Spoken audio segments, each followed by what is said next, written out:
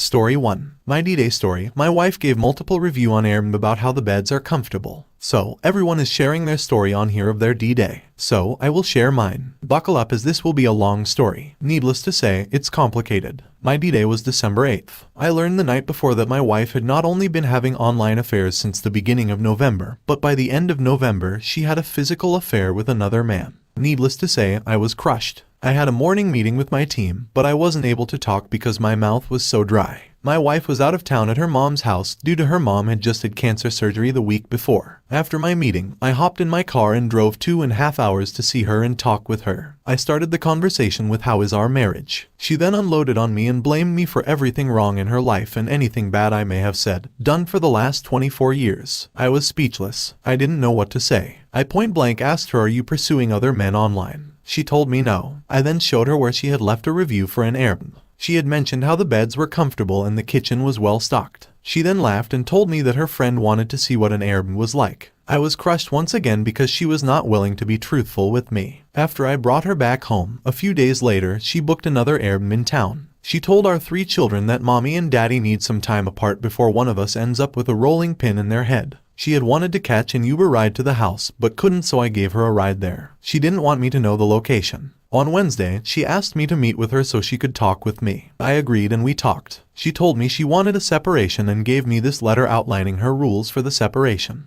They were completely one-sided. She doesn't want her mom to know because of her having stage 2 ovarian cancer. I am in agreement with her about that. I think the news would kill her mom or her mom would kill her for what she has done to our family. Her dad cheated on her mom. The next day, I was able to put some thoughts together regarding our conversation from the night before. I wrote my thoughts down and sent her a text asking to meet so I could read it to her. She told me she couldn't as her mom had her first follow-up visit with her doctor and she was going to be talking with her on the phone. I thought all day. Since I was heading to get my kids from school, I thought I would swing by and drop the letter off at the door and then send her a text requesting her to read it. Then we could talk it over at a more convenient time. When I showed up, there was a truck parked out back. The house was on a corner lot. I took a picture of the truck from the street and left. Fast forward to the 28th of December and I find her at this guy's place of business. He had a small business and she is there sleeping with him. My daughter and her boyfriend were in the car, but we didn't go inside. The guy's truck was the same one that was parked out back of the Airbnb. This AP number 2 if you are keeping count. Once again, I am crushed. I sent her a text and informed her that I would no longer be keeping her little secret. So, something you don't know about me is that I am a computer programmer and skilled in cybersecurity. I used my skills to find the true identity of each of these men. I also used that information to find the names of their wives. I contacted both wives the same day. I'm very glad that I did this as they had a right to know what kind of dirty men they had. Now, my wife had to go back on the prowl to find new men as I just burnt the bridge to the previous 2 AP. The wife of the second AP informed me that he and my wife met on sketchy website. So, I go and look on the website and can't seem to find her. The next day, my wife is in our room and on her phone. I see over her shoulder that she is looking at some profile and the picture of the person is blurred out. I quickly go back to the sketchy website and find that she has a profile. She is still on the same website today and meeting with lots of men. She doesn't know that I know, but needless to say, I do. As of last week, we both agreed to a divorce. Truth be told, it is not what I want, but I don't think I could ever trust her again. Never in our 24 years have I questioned her commitment to our marriage, until her friend came to town. That is when my spidey sense started going off that something is not right. Turns out once again my spidey sense is on point. So, to put a bow on this long story, I have been crying my eyes out from the day before D-Day. That is up until yesterday. I have been having panic attacks in front of my children. Yesterday, I seem to have turned some sort of page. Today is day 2 of me not crying for her. She is not crying for me, so why should I? She doesn't even have the decency to apologize for what she has done to not just me, but to our family. She is even still lying about where she is going when she is meeting up with all of these different men. She doesn't know yet, but both our daughters know everything. I didn't even have to tell them. She is just that bad at keeping a secret. My youngest daughter is having some anger issues, but we have agreed to go break some things this weekend to try and process things in a healthy way. I could share much more of this story, but I am trying to wrap this thing up.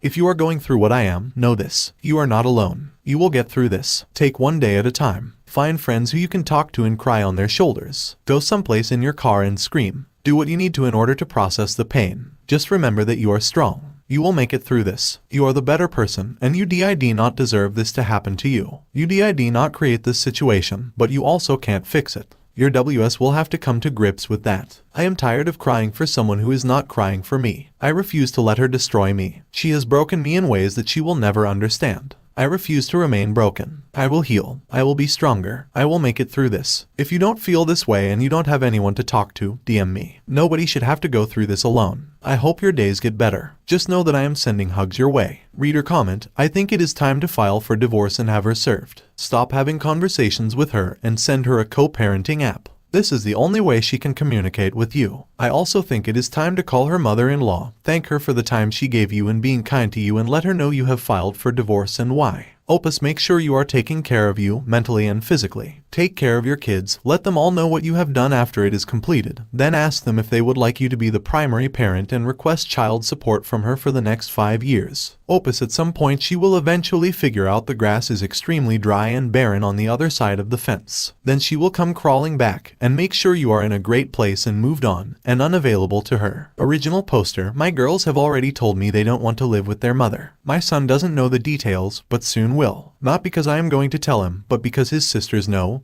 and they will tell him. After I have had a chance to set him down and let him know that his mother and I are getting a divorce, then it will be game on. We both have our own attorneys and hers is working on the first draft of the divorce papers. However, here in Alabama, they frown on sources that cheat, and that is going to tilt the court in my favor. I will work with my attorney to ensure we do all that we can to protect my kids above all else. Reader comment, you need to expose her affair to everybody who must know, family and friends. Nothing kills the romantic side of the affair faster than sunlight. Make her accountable of her deeds. Serve divorce papers and cut all support. Check for an attorney. Review your obligations and rights. Protect your children. Original poster, I've already started telling my family. I haven't talked to her family yet, but I will. I have documented proof. I can't tell her mother though because of cancer and her chemo treatments. I truly feel it could kill her and I don't want that on my head. I love her and will hold on to that information for now. As for the attorney, I already have one and she is good. In the state of Alabama, they don't care much for cheaters, so I will be leveraging that as much as possible. That coupled with the fact that my girls have already stated they don't want to live with her, I am feeling good about my chances. I will protect my children above all others and including myself. They are my world, and I will do anything for them. Reader comment, your wife has some serious issues, run far away from her and never shed another tear. Original poster, I would like to say that I will not shed another tear, but I feel as though I would be lying to myself. However, I want to celebrate my good days and that is what I did yesterday. And today. One day at a time for me. I refuse to allow her to crush my soul. I will get through this and will be all the better for it. However, I will have some issues that I will need to work through. Story 2. My wife had an affair 4 years ago, now I have an STD. TLDR, my wife had an affair several years ago, I found out at the time, but I recently contracted an STD which my wife confirmed was from the original affair, which went longer than she originally told me. I laid out what I need if I were to continue with our relationship. However, she is resistant to helping me as much as I need her to. Just over 3 years ago I found out my high school sweetheart wife was having an affair. I was absolutely devastated. She didn't break off the affair immediately and stayed at this person's house for 2 days whilst I was still overseas. She lied about the affair on every occasion with a sprinkle of truth in between. It took months for me to find out 75% of the story as she slowly drip-fed me information. Over that several-month period, my wife was of little help to me. She was a great wife outside of anything in the healing process, and this kept me hopeful that something would change. Eventually, we fell back into a normal routine, but I still had a lot of residual damage that remained. Later that year my wife told me she was pregnant, and we welcomed our daughter into the world in late 2020. Things were great, but I still knew that these lingering feelings weren't going away, so I wrote my wife a letter. This letter explained everything from my perspective. It was over 8 pages long and I wrote it over a period of months deciding whether I would give it to her or not. Finally, a day came, and I couldn't help but want to give her the letter. We had just had a small fight and I know it probably wasn't the best time for her to read it. But I did, and this was her response after asking her what she thought. I feel really sorry for you. I left it at that in the hope that she would really understand my struggles, but instead, it was never spoken of again. Several months later, I contracted an STD. My wife also came down with the same STD several months before she supposedly started the affair. I know this is going to sound naive, but when my wife first contracted this STD, I believed I had given it to her. I had somewhat similar symptoms since I was a teenager and had just assumed that I had passed it on to her eventually. In retrospect, this was stupid, and I should have been checked the moment my wife was confirmed to have contracted the STD. So, after several hours of pleading with my wife to tell me the truth, she told me that the affair lasted longer than originally stated and that she had sex with this man as a one-night stand several months earlier,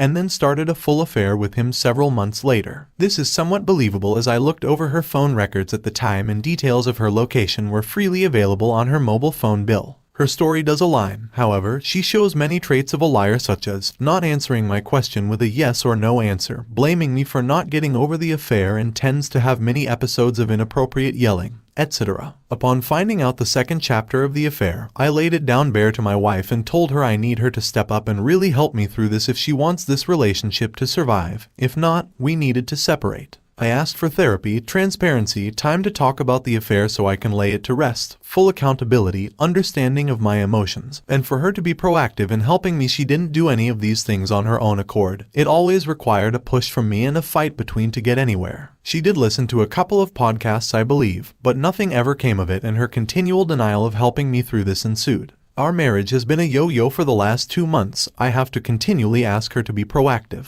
Generally, the arguments start with me asking her to do better, and she gets her heckles up because she thinks that attending therapy and sending me an apologetic message maybe once or twice a week is all I should need. She has done bits and pieces throughout, so I do have to give her some credit, but a lot of it is what she wants. For instance, I asked her to write a letter outlining everything that happened over the 8 or so months, as she struggled to talk about it, and it was her suggestion. The letter took 3 weeks to write, and I started to really feel as though my wife was really putting in the effort to explain what happened during those months. Upon reading the letter, I immediately noticed it was short. The letter had 2 paragraphs about how she felt when she started the affair, 2 paragraphs about the storyline which lasted 8 months, and 2 paragraphs of an apology. I was somewhat appreciative but pretty bummed. She could have put so much more detail in the letter about what happened, but I am now left with many unanswered questions. After all, that was the purpose of writing the letter. Admittedly, we have only been to therapy 3 times, and I find the therapist good. But the therapist also cheated on her husband many years ago. Some of the things she has said are contrary to my beliefs. For instance, I wanted my wife to provide phone records from before the affair had started to ensure that this is what she has explained.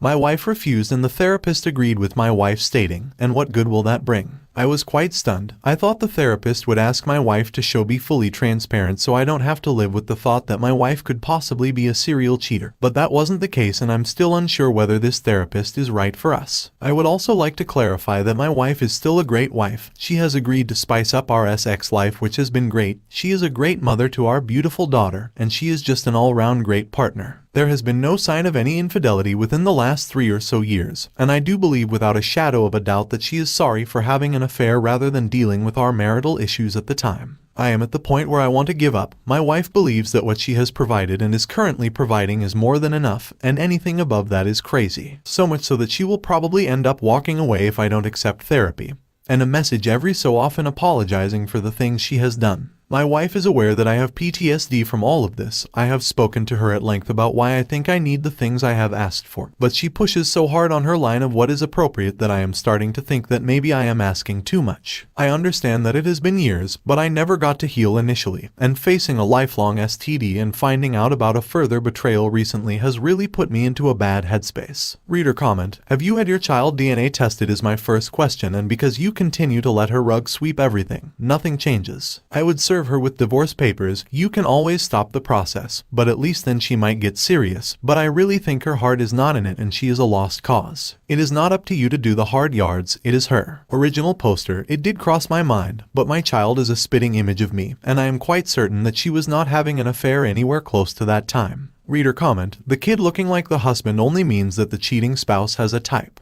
Besides, you don't get the DNA test just to prove the kid is yours. You get the DNA test to show your spouse, in a physical, concrete way, how much of your trust she has destroyed. Honestly, it doesn't sound like she has ever been in reconciliation with you. She does the bare minimum to placate you and keep you off her back. Do you know any details of the affair? Who her AP is? How did they meet? Has she gone no contact with him? If they worked together, she should have immediately quit her job. Did she do that? It is a rule of thumb in affairs that unless the cheater goes total no contact with the AP, the affair is continuing. You seem like you want to reconcile. She seems like she just wants to sweep it under the rug. It takes two to reconcile. If you want to see examples of how wayward spouses act and want to reconcile, browse the posts on the subreddit support for waywards. You will see a vast difference between the way your wife acts and how the posters there act. Original poster: I am 99.9% sure the child is mine.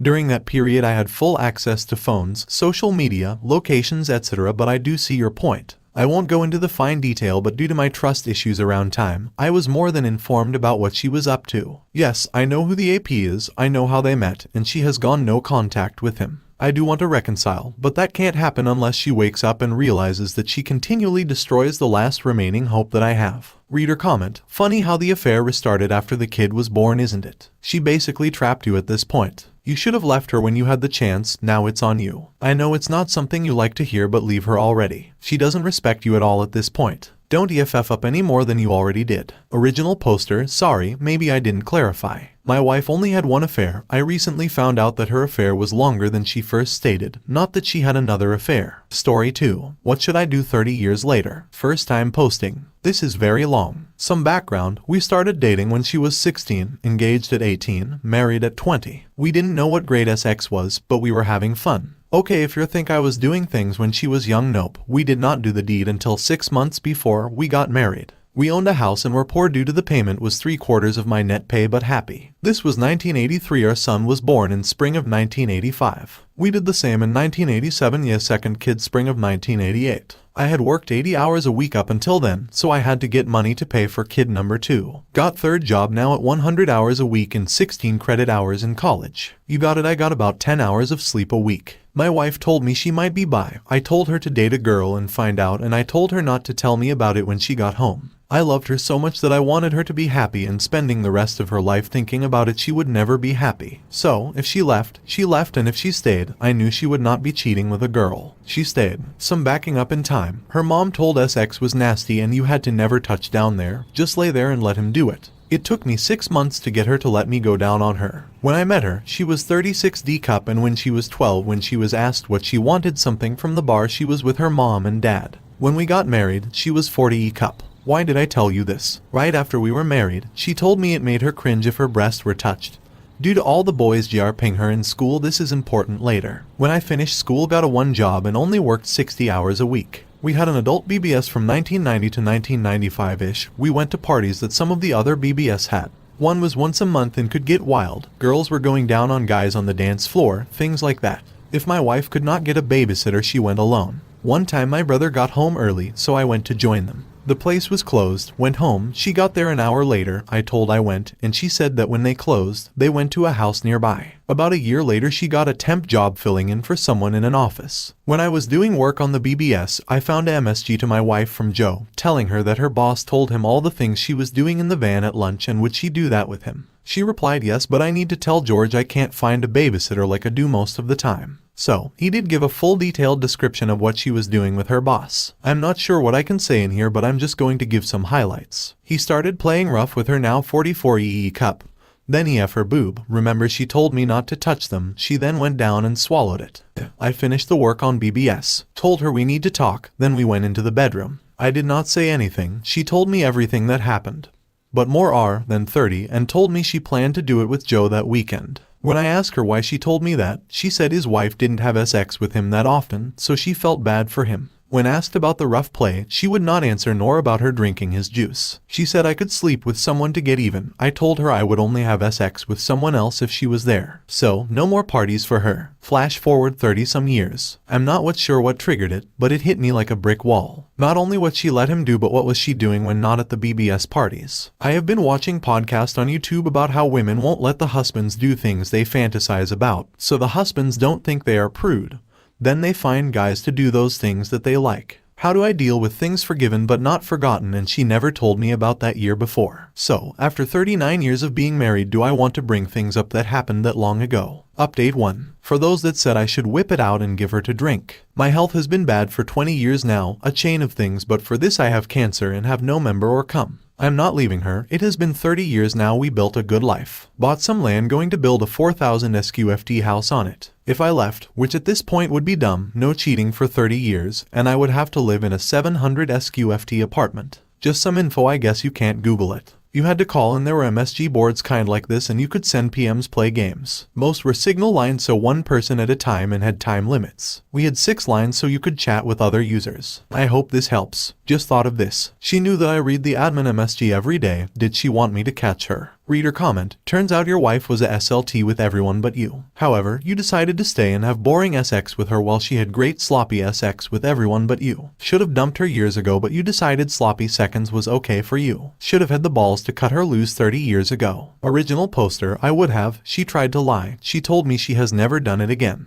Reader comment. So, you basically rug swept the whole thing, and how you are getting triggered because you two never really properly addressed it, the whole cheating and affair. Original poster. The one I had proof of. We did talk. I had no proof for the rest, and she stopped. For the first couple of years, after I knew where she was and who she was with, and by 15 years, I just let her tell me where she was with checking. She knew I would leave if she effed up again. Reader comment. 1. At her young age her brain was not fully developed. She grew up and walked a straight line. 2. I suggest taking control of your own thoughts. Make a list of why you're happy and read each one slowly out loud every time you think about the past. Repeat every day for a month. Extend as necessary. You will gradually experience less frequent and intense flashbacks. You can beat this. Stay strong and focus on that list. Original poster. Thank you. I think you understand what is going on. At this time, it is my problem, not an us problem. I have been in concealing for 20 years due to depression. My back went out, was in bed for about 3 years, had 2 operations, not doing anything was really bad for me, and lots of health problems, and won't live to